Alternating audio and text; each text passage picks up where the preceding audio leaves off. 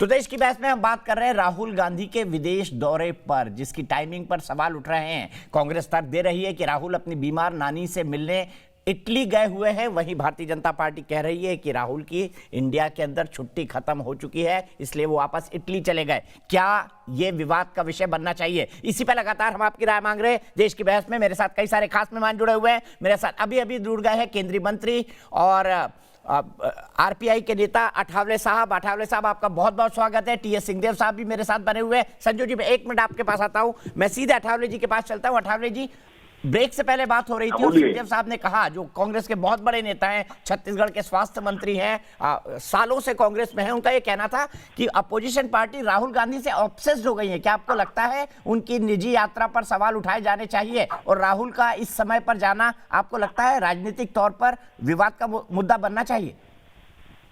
मुझे लगता है कि राहुल गांधी जी ने, जब किसानों का आंदोलन चल रहा है, राहुल गांधी जी किसानों के बारे में बार बार बात कर रहे हैं, सरकार पर अटैक कर रहे हैं, तो राहुल गांधी ने इसी वक्त इटली जाना ठीक नहीं है। इटली कोई अर्जेंटीना नहीं थी, तो इसीलिए उन्होंने इटली नहीं जाना चाहिए था। और अगर राहुल जी इटली जा रहे, जब माननीय प्रधानमंत्री जी जब कोई दौरे पर जाते हैं, तब राहुल गांधी जी हर बार सवाल उठाते हैं कि वहां पीएम जी क्यों गए, क्या वहां जाने की आवश्यकता थी। तो हम अगर राहुल गांधी इटली गए हैं तो हमने सवाल उठाएंगे कि उसमें क्या गलत है। तो मुझे लगता है दीपक चौरसिया जी की राहुल गांधी जी ने, किसानों का इतना आंदोलन चल रहा है, किसान मतलब ठंडी में मर रहे हैं, बहुत सारे लोगों की 13-14 लोगों की डेथ हो चुकी है, और इस आंदोलन को सपोर्ट करने वाले राहुल गांधी जी ने इस वक्त इटली नहीं जाना चाहिए था। दीपक चौरसिया जी, मैं आपसे ये जानना चाहता हूं, उनका कहना है कि किसान तो सरकार की गलतियों के कारण बैठे हैं। आप खुद कैबिनेट के मेंबर हैं और सरकार संवेदनहीन हो गई है, किसानों से बात नहीं कर रही है, उन पर अलग अलग तरह के आरोप लगा रही है। आप कैसे देखते हैं इस किसान आंदोलन को और आपके हिसाब से सरकार को क्या करना चाहिए अब किसानों के साथ? क्योंकि सरकार कह रही है 3 बिल तो किसानों के फायदे में है। आपका क्या मानना है? नहीं, मेरा मानना ये है कि जो तीनों बिल है, ये किसानों के फायदे की बिल है। उनका जो आमदनी दुगुनी करने वाला ही बिल है, किसानों की ताकत देने वाला भी बिल है, उनको किसी भी मंडी में अपना माल बेचने का अधिकार देने वाला एक बिल है।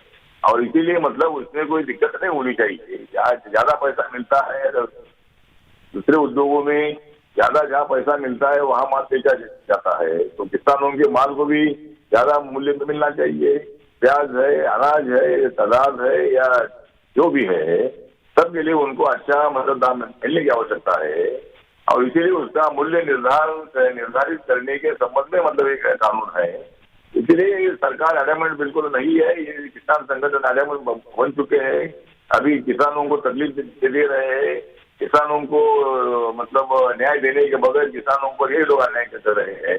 इसलिए मुझे लगता है कि सरकार बात करने के लिए तो तैयार है, सरकार मतलब किसानों के साथ है, लेकिन किसान नेता जो है, एक किसान नेता मतलब किसानों के साथ नहीं है, ये उनको तकलीफ देना चाहते हैं, उनको फायदे से रुकवाना चाहते हैं, ऐसा मेरा किसान संगठनों पर आरोप है। और चर्चा के लिए हम लोग तैयार है, मतलब जो चर्चा हो रही है 7 बार, मतलब माननीय नरेंद्र सिंह तोमर जी ने किसान नेताओं के साथ चर्चा की है, लेकिन दीपक जी कानून पीछे लेने की मांग नाजायज है, गलत है। अगर एक कानून पीछे लिया जाएगा तो हर कानून पीछे लेने की मांग होने लगेगी और अपने देश का लोकतंत्र खतरे में आ जाएगा, पार्लियामेंट धोखे में आ जाएगी, बाबा साहब अम्बेडकर जी का संविधान धोखे में आ जाएगा। इसलिए कानून कैंसिल करने की मांग करने के बजाय वहाँ संशोधन करने की भूमिका किसान संगठनों ने करनी चाहिए। और अभी 29 तारीख को शायद कल जो है, एक कल मीटिंग हो रही है, तो मुझे लगता है कि भाई इसमें कोई ना कोई हल निकलेगा और किसानों का आंदोलन खत्म होना चाहिए और किसानों को न्याय मिलना चाहिए। ये हमारे सरकार की भूमिका है। ठीक है, एक सवाल और जानना चाहूंगा रामदास जी, आप तो हर विषय पे बहुत अच्छी अच्छी कविता बनाते हैं, संसद में भी सुनाते हैं, सबको सुनाते हैं। आपने कभी राहुल गांधी पे या कांग्रेस पार्टी पे कोई कविता बनाई है? नहीं, राहुल गांधी के बारे में कुछ नहीं बनाई है, लेकिन ये मैंने कविता तो नहीं बनाई है, लेकिन कानून वापिस लेना नहीं है आसान, एक कानून वापिस लेना नहीं है आसान। जो कर रहे आंदोलन किसानों को मेरा निवेदन ये है कि आपने इतने दिन तक आंदोलन करना, ठंडी में आंदोलन करना, ये ठीक नहीं है। हम लोग तैयार है किसानों के लिए, जो कुछ भी देने के लिए नरेंद्र मोदी जी तैयार है। नरेंद्र मोदी जी ने 8 राज्यों के किसान नेताओं से बात भी की है, और नरेंद्र मोदी जी बार बार बोल रहे हैं कि भाई ये कानून किसानों के फायदे का है। तो उसमें क्या झूठ है, उन्होंने बोलना चाहिए। जो झूठ है क्या सही है, हमने बोल दिया है। इसीलिए मुझे लगता है कि कल की मीटिंग में कोई न कोई तो राय निकलेगी, लेकिन किसान संगठनों ने 2 पैर पीछे आना चाहिए और संशोधन के लिए उन्होंने तैयार होना चाहिए। बजट सेशन में उसमें संशोधन किया जाएगा और किसानों के मन में जो डाउट है उसको खत्म किया जाएगा। दीपक चौरसिया जी, बहुत बहुत शुक्रिया रामदास अठावले साहब, आपने बेबाकी से अपनी राय रखी है। सीधे चलता हूं मैं टीएस सिंहदेव साहब के साथ। सिंहदेव साहब, यहाँ पे भी लोग बोल रहे हैं कि पब्लिक में परसेप्शन मैटर करता है और हम भी इस बात को जानते हैं, लेकिन राहुल गांधी के बारे में भी अगर ये बात कही जाए तो उनका परसेप्शन इन चीजों के चलते आपको नहीं लगता लगातार खराब होता जा रहा है, जिसको लेकर अपोजिशन भी सवाल उठाता है, सोशल मीडिया में भी चलने लगता है तुरंत? खराब करने की सुनियोजित साजिश चलती है, तरीके अपनाए जा रहे हैं, इसमें कोई 2 बात नहीं है। और अगर कोई योजनाबद्ध तरीके से किसी की छवि को गिराने का प्रयास करता है तो सामने की तरफ से भी आदमी सजग रहता है और यही कोशिश करता है कि ऐसी बातों के तथ्यों को सामने लाया जा सके और ऐसे मुद्दों को भोली भाली जो आम है उन पे विपरीत प्रभाव न पड़े, गलत बात का गलत प्रभाव न पड़े। इसको सजगता से सब देखते हैं, क्योंकि ये युग ही मार्केटिंग का हो गया है।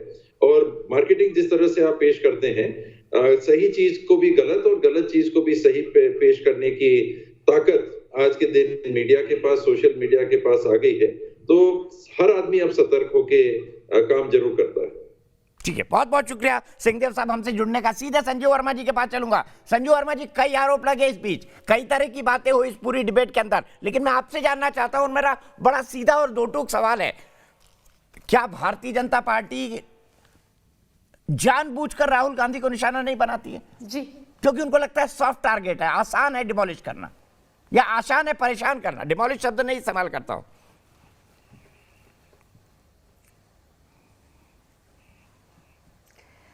मैं एक चीज कहना चाहती हूं दीपक जी आपके दर्शकों को। पहले तो मैं माफी मांगना चाहती हूं, इतनी तू मैं हो गई, जो असल मुद्दा था उससे हम भटक गए। पर मैं एक बात साफ साफ कहना चाहती हूं, मार्केटिंग के जो सबसे बड़े गुरु हैं, हमको एमबीए में सिखाया गया था पीटर ड्रकर, कि जब आपका प्रोडक्ट ही अच्छा ना हो तो दुनिया का सबसे बड़ा मार्केटिंग पर्सन भी आपके गलत प्रोडक्ट को सही नहीं बना सकता। और राहुल गांधी इंडियन पॉलिटिक्स के लिए बने ही नहीं है, वो एक फॉल्टी प्रोडक्ट है। मेरे को एक चीज बताइए दीपक जी, 300 बार कोई नैनीहाल जाता है, 300 बार कोई अपनी बेटी या किसी रिश्तेदार की एडमिशन करवाने के लिए जाता है, ये आंकड़े आपने खुद दिए। बात चलिए उनकी छुट्टी की भी हम नहीं करते, पर आप बताइए मुंबई में जब 26/11 का इतना भयंकर अटैक हुआ था, ये आप सब जानते हैं, आप पत्रकार लोग हमसे ज्यादा बेहतर जानते हैं। अभी हमारे जवानों की अर्थियां निकल ही रही थी और राहुल गांधी क्या कर रहे थे? वो छतरपुर फार्म्स में पार्टी मना रहे थे। अपने घनिष्ठ मित्र सतीश जो हैं पायलट रह चुके हैं, उनके बेटे की मंगनी वगैरह अटेंड कर रहे थे। तो मैं ये कहना चाहती हूँ, ये इनके साथ एक लगातार प्रॉब्लम है।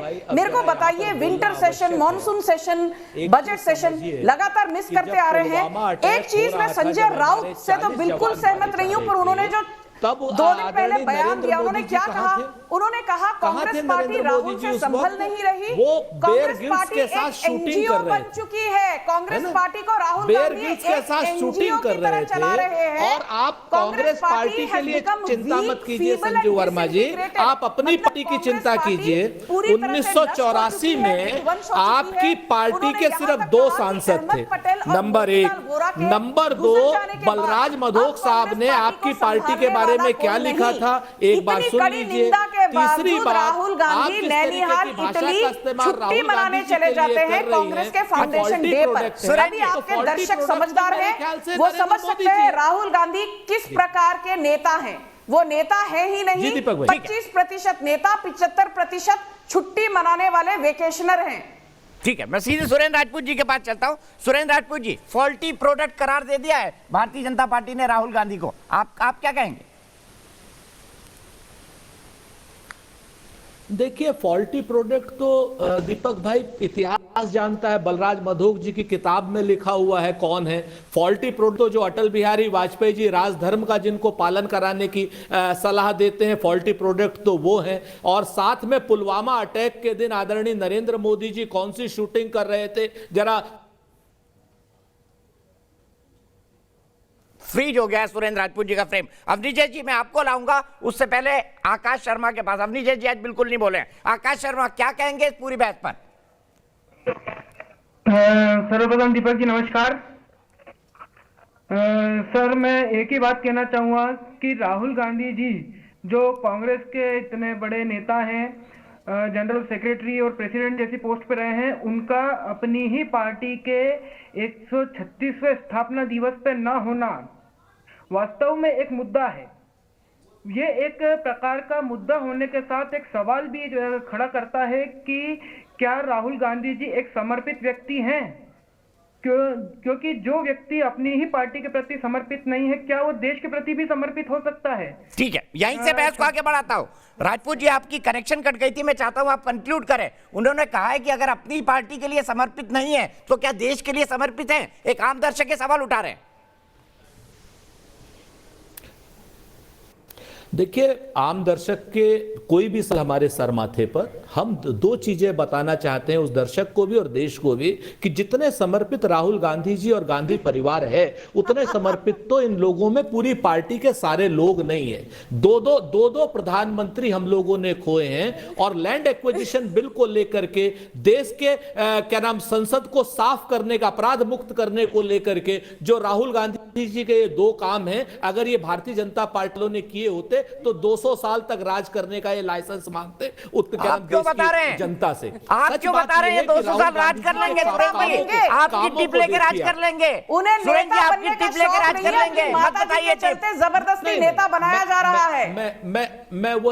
मैं वही बात कह रहा हूं मत कि बताइए जिस तरीके की मार्केटिंग ये भारतीय जनता पार्टी के लोग करते हैं और भारतीय जनता पार्टी के लोग अपनी मार्केटिंग में ये सिर्फ रैपिंग में प्रोडक्ट की इस पे भरोसा करते हैं। आज की डेट में नरेंद्र मोदी जी सारे काम किए हैं। अरे मार्केटिंग के चलते क्या देश की जनता हमको बार-बार चुनाव जिताएगी? चाहे वो मार्केटिंग की बात करें, चुनाव जताती है क्योंकि नरेंद्र मोदी सरकार ने वंचितों के लिए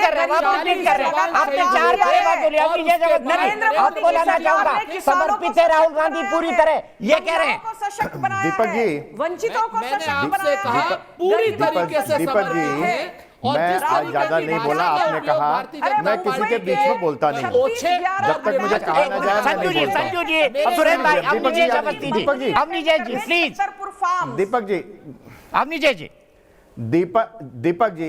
दीपक जी एक बड़ी साफ सी बात यह है कि भाजपा ने यह मुद्दा नहीं बनाया। मैं जो कांग्रेस पार्टी के जिनके साथ इलेक्शन लड़ती है, जिनके साथ सरकार चला रही, चाहे वो शरद पवार हो, शिवसेना हो, शिवानंद तिवारी हो, कुमार स्वामी हो, वही लोग उठा रहे हैं। और वो 23 लोग जिन्होंने पत्र लिखा था, उन लोगों ने मुद्दा बनाया है। ये 300 बार यात्राएं करना छोटी नहीं है। और बार बार जिस किताब को पढ़ने की बात कर रहे हैं ना अपने सुरेंद्र राजपूत जी, अरे वो लेडी माउंटबेटन को लिखे गए खतों की किताब भी छप गई है, पढ़िए एक बार, जरूर पढ़िए। अंग्रेजों के साथ कौन था? मधोक की पहले किताब पढ़ लो, लेडी उसकी बेटी ने छपवा दी है, बहुत लोग हैं, उसकी बेटी ने छपवा दी है।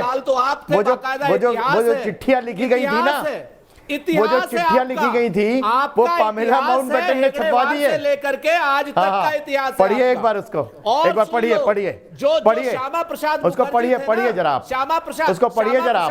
अच्छा ठीक है, अच्छा लगेगा आपको। प्रजाकृषक पार्टी के साथ थे भैया वो तुम्हारे पास इतिहास की जानकारी नहीं है। मुस्लिम लीग सरकार ना बना पाए इसलिए प्रजाकृषक पार्टी के साथ बनाई थी, फजलुल हक के साथ। ठीक है, पढ़ के आओ दोबारा से। ये लंदन में नहीं पढ़ाया जाता, फजलुल हक ये लंदन में नहीं पढ़ाया जाता, हिंदुस्तान में पढ़ाया जाता है। ठीक है ना? फजलुल हक के साथ प्रजाकृषक पार्टी थी। जाके पढ़ो दोबारा, जरा दोबारा पढ़ो, अपना इतिहास पढ़ो जाकर के। सारा का सारा हमें पता है। दोबारा पढ़ो, दोबारा पढ़ना, दोबारा पढ़ना, फिर से पढ़ना। समर्पित है राहुल गांधी पार्टी के लिए, ये दावा है सुरेंद्र सिंह राजपूत जी का। दीपक जी मुझे दोगले लोगों दीपक जी एक छोटी सी चीज बोलना चाहती हूँ। अभी सुरेंद्र जी ने मार्केटिंग की बात करी, मार्केटिंग और पैकेजिंग की बात करी दूसरी पार्टी की। सुरेंद्र जी आपके यहाँ राहुल गांधी के मार्केटिंग डिपार्टमेंट के हेड हैं रणदीप सुरजेवाला। कितनी पैकेजिंग करते हैं, कितनी मार्केटिंग करते हैं, फिर भी उनको बेच नहीं पाते हैं, और बेचते हैं जो खरीदता है वो वापस छोड़ के घर में चला जाता है। और आपने परम आदरणीय अटल जी का यहाँ पर आपने उनको याद किया, तो मैं आपको बता दूं कि आपके राहुल बाबा को जीवन दान दूसरी बार परम श्रद्धेय अटल जी ने ही दिया था। अब मैं उस डिटेल में नहीं जाना चाहती, वरना छीछा लेदर हो जाएगी। छोड़िए, वहां तक नहीं जाना चाहती मैं। अब थोड़ी सीरियस बात सुन लीजिए, राहुल जी के ऊपर तो वैसे भी बहुत मीम बने, जी क्यों बोला मैंने, आई एम सॉरी। ठीक है, मैं चलते देश की बहस में हमारा आज के सवाल का रिजल्ट बताना चाहता हूं। अफसोस आज मेरे पास वक्त इतना ही है।